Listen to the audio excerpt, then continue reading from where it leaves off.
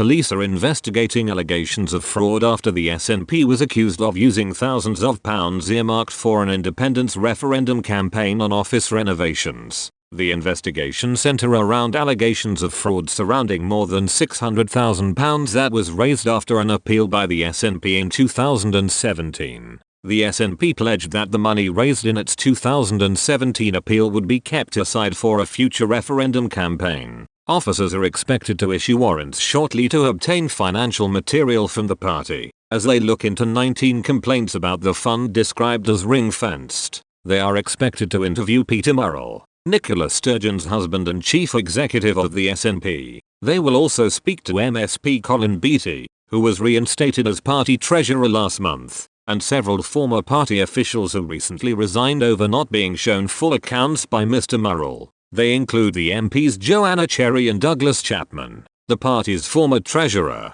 and 3 members of the SNP's Finance and Audit Committee. The SNP declined to comment on allegations £385,000 of the donations were spent on a refurbishment of its offices near the Scottish Parliament. The SNP also refused to comment on allegations the money was spent on legal costs for Mr. Murrell and his chief operating officer, Sue Ruddick, in relation to a parliamentary inquiry into the handling of harassment claims against Alex Salmond, the former SNP leader and First Minister. The Sunday Times reported, according to party insiders, the SNP met legal costs incurred by Alan Smith, MP4, after he said without evidence that the Brexit Party was a money laundering front. It marks the latest row surrounding Mr. Murrell, who has previously been asked to stand down over claims that he was involved in a malicious campaign to bring down Mr. Salmond. Mr. Murrell, who has led SNP HQ for 22 years, denies claims he sought to bring down the former party leader,